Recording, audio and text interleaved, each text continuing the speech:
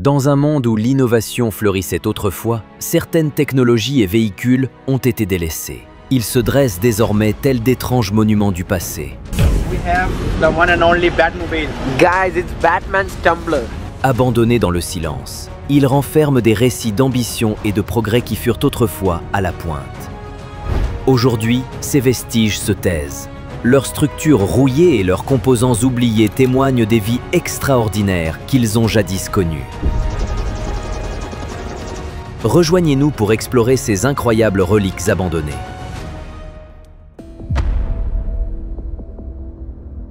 Les navires fantômes, comme le MS World Discoverer, rappellent de manière troublante les infortunes maritimes.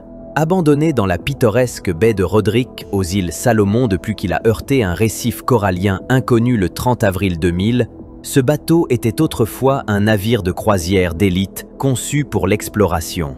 Il était équipé pour naviguer dans des régions reculées, y compris l'Antarctique et le Pacifique Sud. Après avoir frappé le récif, le capitaine a pris la décision cruciale d'échouer le navire pour éviter qu'il ne sombre complètement. Il a réussi à évacuer tous les passagers et l'équipage en sécurité. Malgré des plans de sauvetage envisagés, ils ont été contrecarrés par les troubles civils qui sévissaient aux îles Salomon à cette époque. Le navire a finalement été déclaré perte totale constructive. Son sort était scellé, devenant victime de la nature et de l'abandon. Au fil des ans, il a souffert de la rouille et du vandalisme, les habitants pillant ses matériaux durant les troubles persistants.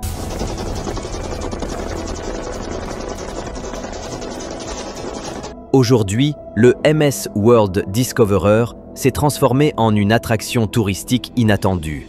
Les visiteurs sont attirés par sa silhouette inquiétante sur fond tropical. Bien que beaucoup choisissent de l'observer de loin, certains aventuriers s'aventurent à l'intérieur, explorant ce qui reste de ce navire autrefois majestueux. L'état actuel du bateau reflète à la fois son passé riche en histoire et les défis environnementaux posés par les épaves abandonnées. Les risques environnementaux associés à ces épaves sont significatifs. En 2015, un autre navire abandonné, l'Ocean Dream, a commencé à fuir du pétrole en Thaïlande, provoquant un désastre écologique. Cela a tiré la sonnette d'alarme sur des situations similaires. Bien que le World Discoverer n'ait pas encore laissé fuir de substances nocives, son avenir reste incertain. Il continue de se détériorer dans son lieu de repos. Avant de passer à autre chose, voici une histoire fascinante qui fait des vagues en ligne. Une image a récemment émergé sur les réseaux sociaux, montrant un robot abandonné, oublié dans un coin poussiéreux. Cela a soulevé de sérieuses questions sur l'avenir de la technologie et le sort des innovations qui ne passent pas le cap. Que pensez-vous qu'il est arrivé à ce robot? Partagez vos idées dans les commentaires. Si vous faites de la plongée sous-marine à 30 mètres au large de Charleston, en Caroline du Sud, vous pourriez tomber sur un site sous-marin extraordinaire. Il ressemble à une civilisation engloutie. Ce récif artificiel, reposant à 30,5 mètres sous la surface, abrite 50 anciennes voitures de métro de New York, coulées intentionnellement en 2002.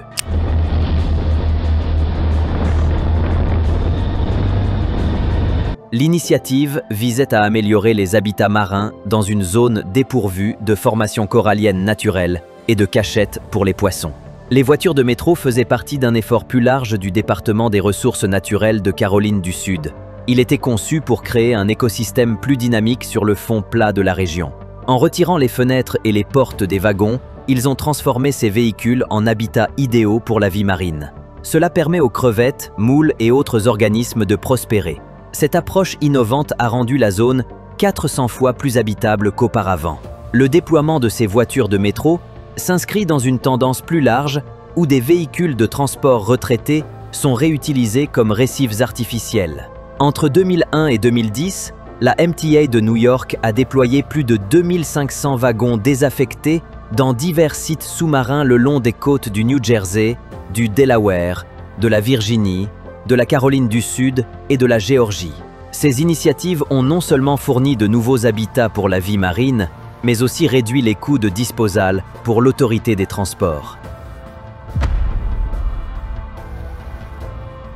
En France, à Chevilly, les vestiges de l'aérotrain I-80 gisent abandonnés, témoins d'une vision ambitieuse des transports des années 1970. Conçu par l'ingénieur français Jean Bertin, ce véhicule futuriste devait révolutionner les déplacements en flottant à quelques centimètres au-dessus d'une voie monorail spécialement conçue, grâce à la pression d'air.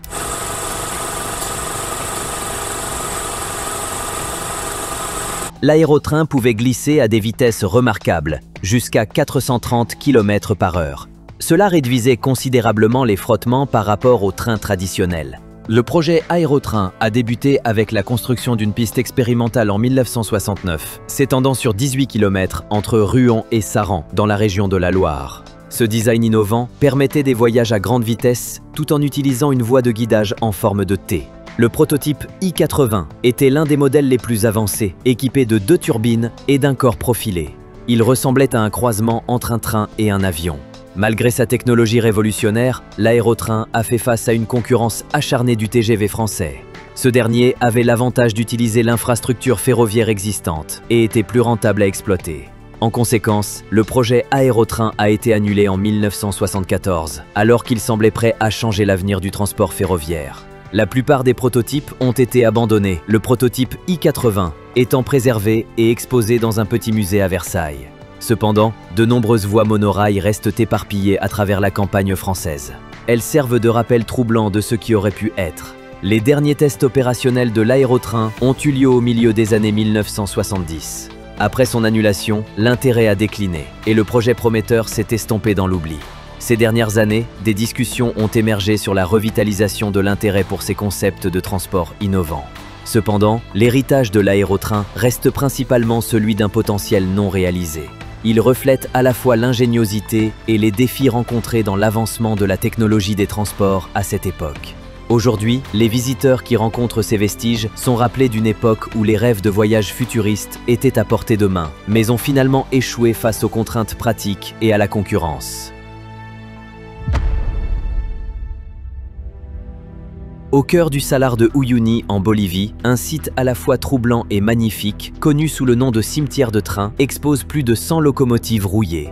Il raconte l'histoire du passé industriel de la région. Établi au début du XXe siècle, Uyuni est devenu un centre vital pour l'industrie minière florissante de la Bolivie, notamment pour le transport de minéraux comme l'étain et l'argent. Le réseau ferroviaire reliait Uyuni au grand port, facilitant l'exportation de ces ressources précieuses.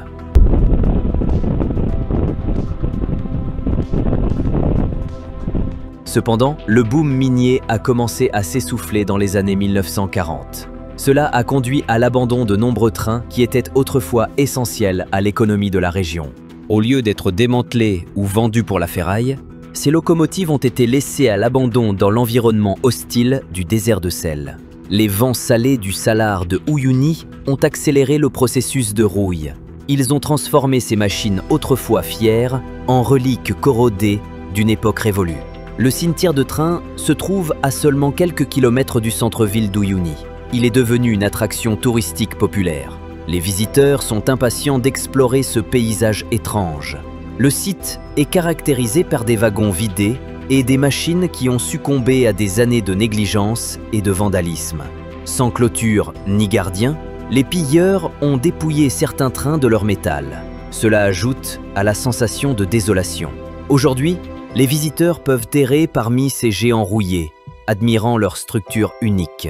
Ils prennent des photographies saisissantes sur fond des vastes flattes de sel. Les guides locaux accompagnent souvent les touristes.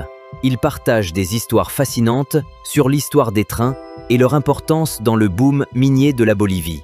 Malgré son attrait, des préoccupations persistent concernant le pillage et la préservation. La municipalité d'Uyuni a proposé des initiatives pour protéger ce site historique. Elle souhaite le promouvoir comme partie intégrante d'une stratégie touristique plus large. Les plans incluent le développement d'un parc éducatif qui met en avant l'importance du cimetière de train. Ils visent à assurer sa préservation pour les générations futures.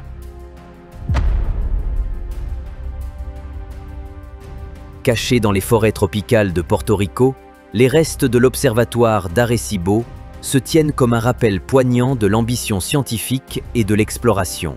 Autrefois, le plus grand radiotélescope du monde. Inauguré le 1er novembre 1963, il a joué un rôle crucial dans la recherche astronomique pendant plus de 5 décennies. L'observatoire était principalement destiné à étudier les astéroïdes, les étoiles et les planètes. Il utilisait son impressionnant réflecteur sphérique de 305 mètres pour capturer les ondes radio des corps célestes. L'observatoire d'Arecibo n'était pas seulement une merveille d'ingénierie, il était le lieu de découverte révolutionnaire. Ces ondes contribuaient de manière significative à notre compréhension de l'univers. Il a été déterminant dans diverses entreprises scientifiques, notamment les observations radars des planètes de notre système solaire.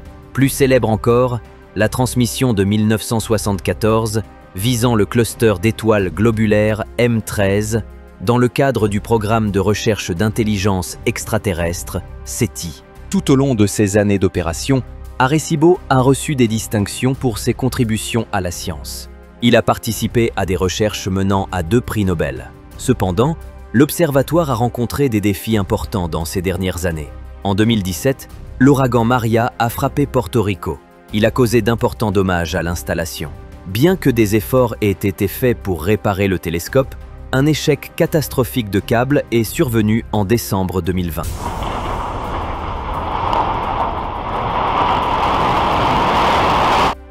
Cela a marqué la fin tragique d'une ère d'exploration scientifique. En raison de son importance historique, des discussions ont eu lieu pour établir un centre éducatif sur le site. Cela honorerait l'héritage de l'Arecibo et éduquerait les générations futures. Cependant, pour l'instant, les ruines restent en grande partie intactes. Elles servent de symbole troublant à la fois des réalisations humaines et de leur fragilité.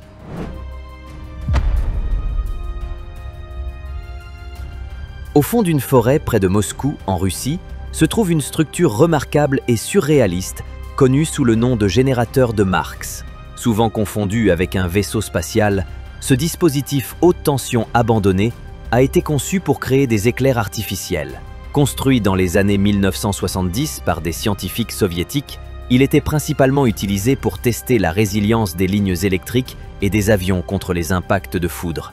Une préoccupation majeure à l'époque de la guerre froide. Le générateur de Marks est un témoignage imposant de l'ingénierie soviétique. Il présente une configuration complexe de tubes et de composants. Il peut générer des millions de volts lorsqu'il est opérationnel. Il pouvait produire des éclairs atteignant des hauteurs allant jusqu'à 150 mètres. Cela en faisait l'une des machines à foudre les plus puissantes jamais construites. La capacité du générateur à se décharger pendant de brefs instants, environ 100 microsecondes, lui permettait de simuler efficacement les conditions de foudre réelles. Après la chute de l'Union soviétique en 1991, l'installation est devenue trop coûteuse à entretenir. Elle a été largement abandonnée. Cependant, en 2014, le générateur a été brièvement réactivé. Cela a démontré qu'il fonctionnait toujours comme prévu. Cet événement a suscité un regain d'intérêt pour le site. Il sert désormais de relique mystérieuse de l'ambition scientifique soviétique. Malgré ses capacités impressionnantes, le générateur de Marks est resté majoritairement inactif depuis sa dernière activation. La zone environnante est clôturée et gardée. Cela dissuade les explorations non autorisées.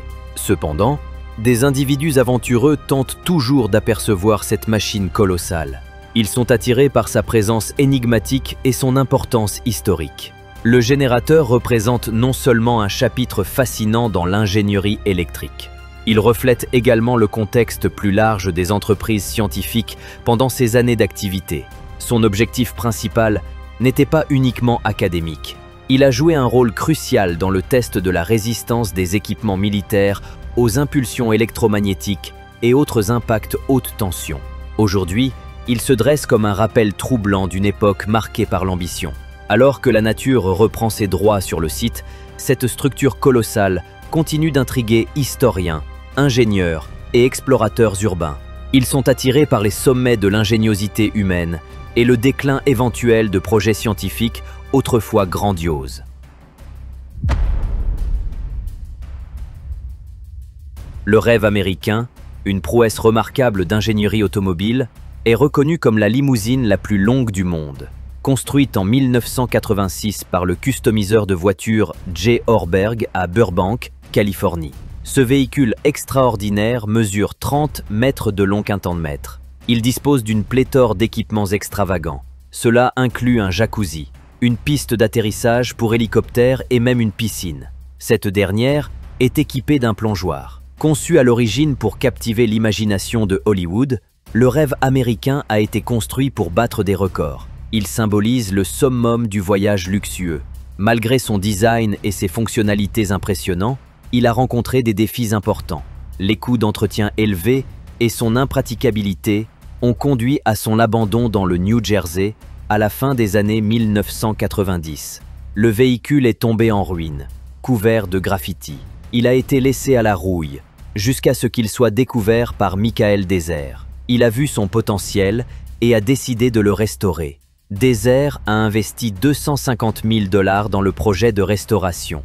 Cela a pris près de 3 ans à compléter. Dans son état restauré, le rêve américain est non seulement opérationnel, il sert également de pièce d'exposition au musée automobile d'Orlando. Le processus de restauration a impliqué un travail extensif. Il a permis de s'assurer que la limousine pouvait être conduite des 2 extrémités grâce à son design unique. Ce dernier inclut une charnière pour naviguer dans les virages serrés. Le véhicule peut accueillir plus de 75 passagers. Cela en fait une véritable merveille de taille et de luxe. Le voyage du rêve américain, d'une relique abandonnée à une icône entièrement restaurée, est un témoignage de créativité. Il incarne l'esprit d'ambition qui caractérise à la fois son design et les rêves de ceux qui envisagent de grandes possibilités. Aujourd'hui, il se dresse comme un symbole d'innovation dans le design automobile. Il sert d'attraction pour les visiteurs désireux de voir cette voiture colossale en personne. Tchernobyl est tristement célèbre pour sa catastrophe nucléaire d'avril 1986. Cela a conduit à l'établissement d'une zone d'exclusion dangereuse de 2590 km². Dans cette zone désolée se trouve la station radar abandonnée Douga. Cette structure colossale est une relique des ambitions de la guerre froide. Achevé en 1972, le système radar Douga était conçu pour détecter les lancements de missiles jusqu'à 2575 km de distance. Cela en faisait un composant crucial du réseau d'alerte précoce de l'Union soviétique. La station radar Douga comprend 2 sites majeurs, Douga-Yun près de Tchernobyl et Douga 2 à Lyubech. L'ensemble de l'installation mesure 150 mètres de haut et 700 mètres de long. Cela dépasse la hauteur de la grande pyramide de Gizeh. Elle rivalise presque avec la longueur du Burj Khalifa de Dubaï. Sa taille immense et ses capacités étaient destinées à fournir une surveillance complète contre les menaces potentielles de missiles. Cela se passait pendant une période tendue de l'histoire. Lorsqu'il a été activé en 1976, le radar Douga émettait des signaux produisant un son répétitif fort. Les auditeurs de radio à ondes courtes dans le monde l'ont surnommé le Woodpecker russe. Ce surnom provenait du bruit de tapotement distinctif qui interférait avec les diffusions radio légitimes. Cela causait une frustration généralisée parmi les opérateurs radio-amateurs. Cela a conduit à des milliers de plaintes à l'échelle mondiale. Les caractéristiques particulières du signal ont déclenché diverses théories du complot. Certaines spéculaient qu'il s'agissait d'un dispositif de contrôle mental soviétique. D'autres pensaient qu'il faisait partie d'expériences de modification du climat. Cependant, après la catastrophe de Tchernobyl, la station radar Douga a été abandonnée. La population à proximité a été évacuée presque immédiatement après l'incident nucléaire. Les opérations à Douga ont cessé. Il est devenu clair que maintenir une telle installation dans un environnement contaminé était impraticable. Aujourd'hui, le site se tient dans un silence troublant. Son activité autrefois bouillonnante a été remplacée par la décomposition et la végétation envahissante. Il sert de rappel troublant d'une époque marquée par la paranoïa et l'ambition technologique. La station radar Douga est depuis devenue un point d'intérêt pour les explorateurs audacieux. Malgré les risques de radiation associés à la visite de la zone d'exclusion de Tchernobyl, beaucoup sont attirés par les vestiges de cette installation colossale. Elle se dresse comme un monument à l'innovation et à la mauvaise gestion de l'ère de la guerre froide.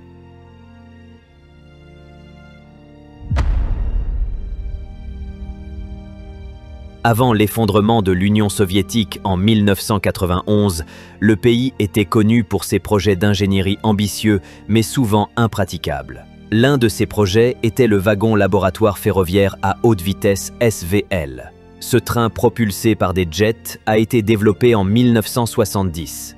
Inspiré par le M492 Black Beetle américain, qui a établi un record de vitesse ferroviaire de 294 km/h en 1966, les Soviétiques ont cherché à créer leur propre merveille à haute vitesse. Ils ont monté 2 moteurs à réaction Yak-40 sur un wagon standard. Ils ont atteint des vitesses impressionnantes de 200 km/h pendant les tests. Malgré son design innovant et son potentiel, le SVL a rencontré des défis significatifs. Le bruit assourdissant produit par les moteurs à réaction le rendait inadapté aux zones résidentielles. Les coûts élevés de carburant le rendaient économiquement non viable pour une utilisation généralisée. En conséquence, le projet a été annulé en 1975. Le prototype a été laissé à rouiller dans une casse à Saint-Pétersbourg. Par un coup du destin, le SVL a été sauvé en 2008. Il a été transformé en monument devant l'usine de wagons T. Cette restauration symbolise l'innovation soviétique. Elle rappelle les designs audacieux mais imparfaits qui caractérisaient cette époque. Le SVL se dresse comme un témoignage des aspirations audacieuses des ingénieurs soviétiques. Ils cherchaient à repousser les limites de la technologie des transports. En février 2022, le cargo Felicity Ace est devenu le centre d'une catastrophe maritime. Il a pris feu alors qu'il transportait plus de 4000 véhicules de luxe. Cela incluait des marques haut de gamme comme Lamborghini, Bentley et Porsche, de l'Allemagne aux États-Unis. L'incident s'est produit à environ 167 km des Açores. Cela a poussé le capitaine du navire à lancer un appel de détresse le 16 février. Les experts pensent que l'incendie a été déclenché par une batterie lithium-ion défectueuse. Cela concernait probablement l'un des véhicules électriques à bord. Bien que la confirmation définitive de cette cause reste insaisissable. Malgré les efforts pour contrôler le brasier, le Felicity Ace a finalement coulé le 18 février. Il a emporté avec lui environ 400 millions d'euros de voitures de luxe. L'incident a représenté une perte financière significative pour la compagnie maritime Mitsui. Il a également mis en lumière les préoccupations concernant la sécurité du transport des véhicules électriques. Le Felicity Ace était un navire roulier spécialisé, mesurant environ 242 mètres de long. Il était capable de transporter un grand nombre de véhicules. Lorsqu'il a coulé, il a laissé un cimetière de voitures de luxe au fond de l'océan. Cela a créé une relique inattendue du luxe moderne. Le naufrage a depuis attiré l'attention sur les complexités et les risques liés au transport de marchandises de haute valeur. Après l'incident, MOL a fait face à des défis juridiques. Des poursuites ont émergé contre le groupe Volkswagen. Les allégations prétendaient que l'incendie provenait d'un véhicule électrique Porsche à bord. Cela a conduit à des revendications que VW n'avait pas divulgué les précautions nécessaires. Cette bataille judiciaire souligne les préoccupations en matière de sécurité dans le transport de véhicules électrifiés. Pour l'instant, le site sous-marin où repose le Felicity Ace sert de rappel brutal, à la fois de la fragilité des biens de luxe et des dangers potentiels des méthodes de transport modernes. La perte d'un tel éventail de voitures haut de gamme a suscité des discussions sur les réclamations d'assurance. Cela a des implications pour les fabricants et les compagnies maritimes.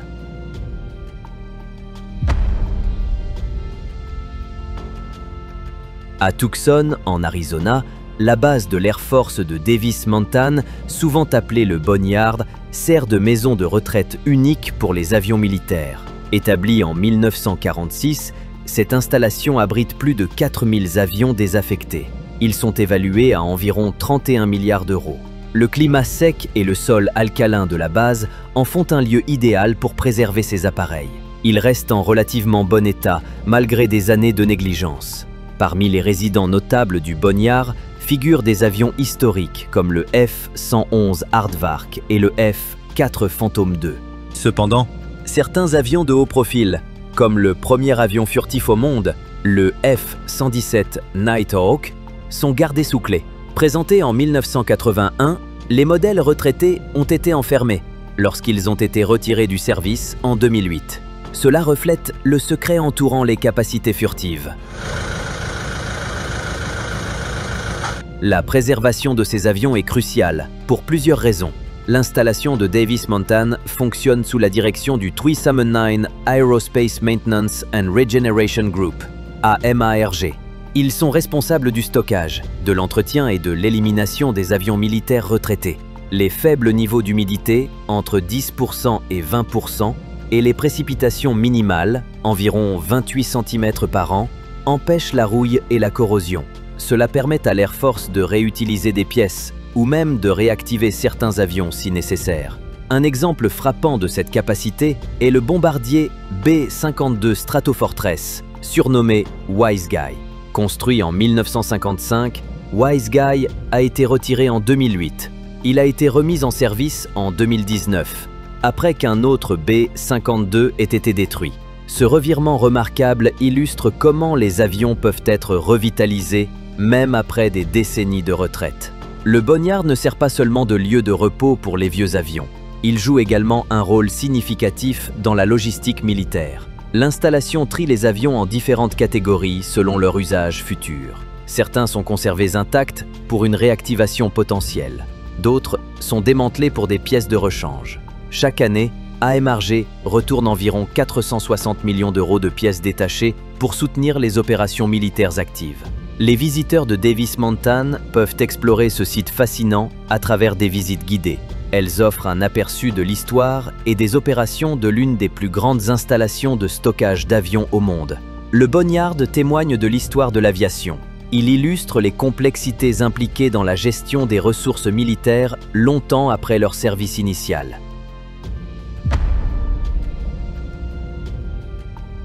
À Dubaï, le phénomène des voitures de luxe abandonnées est devenu un aspect frappant du paysage de la ville.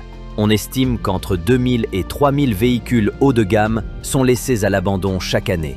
Cette tendance concerne principalement les expatriés riches qui abandonnent leurs voitures pour échapper aux conséquences de dettes impayées. Les lois financières strictes de Dubaï font du défaut de paiement un délit criminel. Cela conduit certains individus à fuir le pays plutôt que de risquer l'emprisonnement. En conséquence, de nombreuses voitures de luxe, y compris des Ferrari, Lamborghini et Bugatti, se retrouvent dans divers états de négligence à travers la ville. Un exemple notable est une Ferrari F40 qui appartenait à Uday Hussein, fils de Saddam Hussein. Après la mort d'Uday, la voiture a été abandonnée. Elle sert de rappel troublant de l'héritage controversé de sa famille. De tels cas soulignent comment ces véhicules peuvent encapsuler non seulement la richesse, mais aussi les récits complexes entourant leurs propriétaires. L'attrait des voitures de luxe attire souvent l'attention des passionnés et des collectionneurs. Cependant, beaucoup de ces véhicules abandonnés finissent dans des parkings d'aéroports ou des espaces publics. Ils peuvent rester inaperçus pendant de longues périodes. Le gouvernement de Dubaï intervient généralement uniquement en cas de plainte, ou si les véhicules obstruent la circulation. Une fois identifiés comme abandonnés, ces voitures sont saisies par la municipalité de Dubaï. Les propriétaires ont une brève fenêtre de 15 jours pour récupérer leurs véhicules. Passé ce délai, ils sont mis aux enchères. Les véhicules sont vendus à des prix considérablement réduits par rapport à leur valeur initiale. Cela en fait des opportunités attrayantes pour les acheteurs. Les concessionnaires agréés participent souvent à ces enchères. Ils peuvent acquérir des voitures de luxe pour une fraction de leur valeur. Par exemple, une voiture qui coûtait initialement plus d'1 million de dollars peut être vendue pour des milliers après des années de négligence. Cela est dû à l'exposition au climat rigoureux de Dubaï. Bien que certaines voitures abandonnées ne soient plus que des coquilles, d'autres conservent leur attrait. Elles ont un potentiel pour la restauration. Ce phénomène met en lumière à la fois les excès de richesse à Dubaï et les réalités crues auxquelles certains expatriés sont confrontés. Ainsi, les voitures de luxe abandonnées servent de symboles poignants de fortunes éphémères. Elles illustrent les complexités de la vie dans l'une des villes les plus riches du monde. La Batmobile abandonnée, symbole de la prouesse technologique de Batman, a un destin inattendu. Loin des ruelles sombres de Gotham, ce véhicule iconique a été laissé à l'abandon dans un parking du quartier Al-Quoz de Dubaï depuis 2015. We have the one and only Batmobile. Guys, it's Batman's Tumbler. Cette Batmobile particulière n'est pas n'importe quel véhicule. C'est un accessoire utilisé pendant la production de The Dark Knight. Expédiée à Dubaï pour promouvoir la sortie du film en 2008, Conçue pour le Batman de Christian Bale, cette version de la Batmobile, connue sous le nom de Tumbler, est une prouesse d'ingénierie automobile. Elle présente un extérieur blindé et une technologie avancée. Après la fin du tournage, l'accessoire a été vendu à un propriétaire privé. Il a tenté de le vendre pour $1 million en 2015. Cependant, malgré son pédigré cinématographique et son prix élevé, la Batmobile n'a trouvé aucun acheteur. Cela a conduit à son état actuel d'abandon et de négligence à Dubaï. La vue de la Batmobile prenant la poussière dans un parking a suscité intrigue et humour parmi les locaux et les touristes. Certains ont plaisanté en disant que Batman a peut-être rencontré des difficultés financières. Cela l'aurait conduit à abandonner son véhicule iconique. L'état de la voiture reflète une tendance plus large, où les accessoires de film, autrefois célébrés à l'écran, finissent souvent oubliés. Alors que la Batmobile ne sert plus à combattre le crime, elle reste une relique fascinante de la culture pop. Son abandon soulève des questions sur le cycle de vie des accessoires de cinéma. En ces dernières années, divers posts et vidéos sur les réseaux sociaux ont mis en lumière son état négligé. Cela attire l'attention des fans et des curieux. Si vous vous trouvez à Dubaï et êtes curieux de l'histoire de la Batmobile, il y a des passionnés et des experts qui peuvent aider à démêler le mystère. Bien qu'elle ne puisse plus répondre au Bat-signal, la Batmobile continue de captiver les imaginations.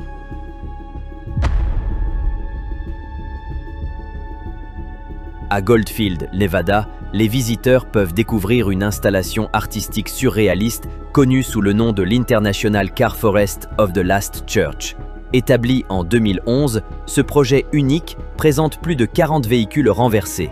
Cela inclut des voitures, des camions et des bus, enterrés nez en avant dans le sol.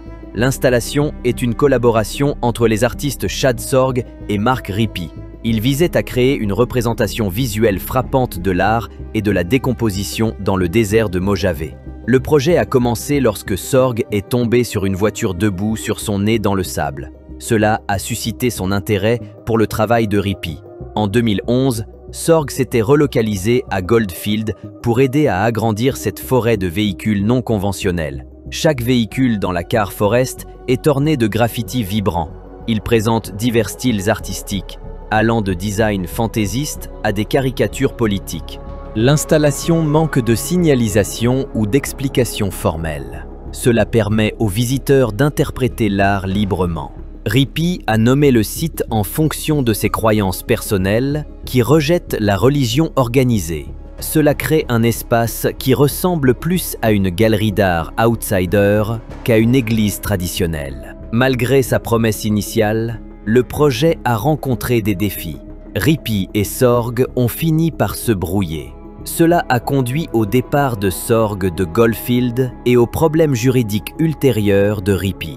Au-delà de la Car Forest de Goldfield, les véhicules abandonnés sont devenus une tendance notable à Hollywood.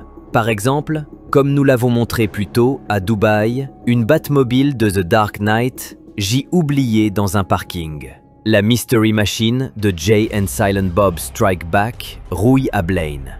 De plus, un vaisseau spatial de Pitch Black de Vin Diesel reste abandonné à Coober Pedy, en Australie. Ces véhicules oubliés servent de reliques de la créativité et de l'histoire du divertissement. Ils symbolisent à la fois la nostalgie et la permanence des accessoires cinématographiques. L'International Car Forest témoigne de l'expression artistique au milieu de la décomposition. Elle invite les voyageurs à réfléchir sur les thèmes de la créativité, de l'impermanence et de l'interaction entre art et nature. Alors qu'elle continue de résister aux éléments, cette installation reste un repère fascinant dans le désert du Nevada. La Mystery Machine, le van iconique associé à la franchise Scooby-Doo, a une histoire intrigante qui va au-delà de ses racines animées. En 2018, le van a été découvert abandonné près d'un entrepôt à Blaine, Washington. Initialement, ses origines étaient floues, suscitant des spéculations parmi les fans et les curieux. We get to open up the side doors to reveal the secret compartment inside that's rarely shown in the cartoons. Cependant, un groupe d'utilisateurs Reddit ingénieux a découvert que ce véhicule n'était pas la Mystery Machine originale de la série adorée. C'était plutôt un accessoire du film de 2001 Jay and Silent Bob Strike Back. Dans ce film, le van sert de parodie du véhicule classique de Scooby-Doo. Il se moque humoristiquement des gamins qui se mêlent de tout, qui le conduisent. L'apparition de la Mystery Machine dans Jay and Silent Bob Strike Back est emblématique du style signature de Kevin Smith. Il mêle humour et références culturelles. Le film suit Jay et Silent Bob alors qu'ils se lancent dans un voyage à Hollywood. Ils découvrent qu'un film est réalisé sur eux sans leur consentement. Leur aventure est remplie de mésaventures comiques et de rencontres avec divers personnages. Cela inclut un groupe de libérateurs d'animaux et une foule de caméos de célébrités. Le van lui-même devient un symbole de leur voyage chaotique. Il représente à la fois la nostalgie pour la culture pop classique et une critique humoristique. Après la fin du tournage, il est courant à Hollywood que des accessoires comme les véhicules soient abandonnés. Cela est dû au coût élevé de stockage. En conséquence, la Mystery Machine a été laissée à rouiller à Washington. Elle a été oubliée par beaucoup jusqu'à sa redécouverte des années plus tard. Ce phénomène n'est pas unique à ce van. De nombreux accessoires de films connaissent des destins similaires. Cela met en lumière la nature transitoire de la production cinématographique. Intéressant, la Mystery Machine a vu diverses incarnations à travers son histoire. Dans différentes adaptations de Scooby-Doo, de son design original en bleu sarcelle et vert, évoquant l'esthétique des années 1960, à des interprétations plus modernes, elle a évolué. Elle conserve son identité centrale comme le mode de transport fidèle de l'équipe. Comme nous l'avons découvert aujourd'hui, ces machines et technologies oubliées sont plus que de simples reliques. Ce sont des fenêtres sur le passé. Chacune raconte une histoire d'innovation, d'ambition et des étranges caprices du temps. Que pensez-vous? Y a-t-il quelque chose dans ces merveilles abandonnées qui conservent du potentiel? Ou sont-elles simplement perdues dans le temps?